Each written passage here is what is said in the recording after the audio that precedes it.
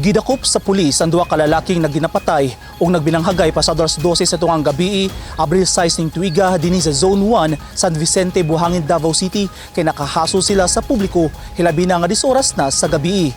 Gingong naagyan sila ato sa ronda patrol sa mga pulis.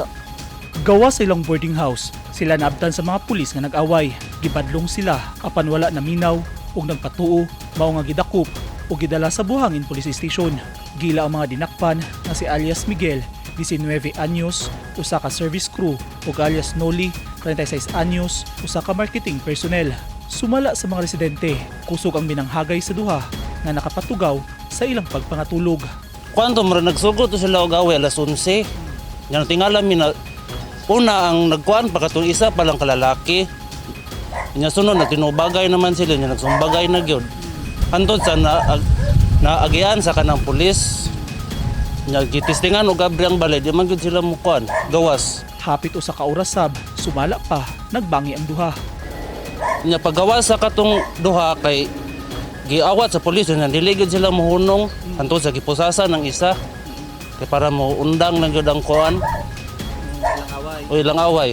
Matod sa tagya sa boarding house, kapin 3 ka bulan pa lang sila na nagrenta sa lugar. Ay di man ko basta-basta mag-intercept magilabot nila. Ilahan man na. Wasak portahan. Nabilin maro anak na lang nabilin no guba tanan. Guba tanan.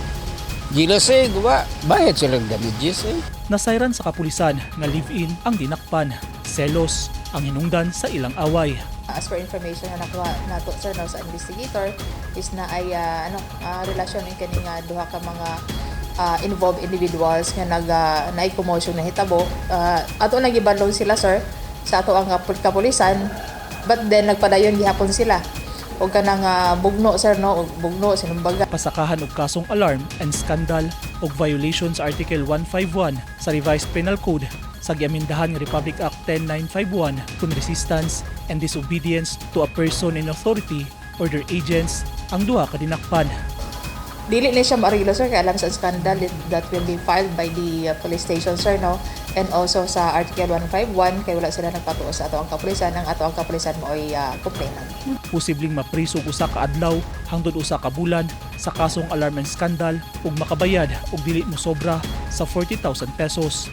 Samtang usa ka bulan ug usa ka adlaw hangtod 6 ka bulan sa violation sa Article 151. Makabayad pa gyud ug dili mo sobra sa 100,000 pesos.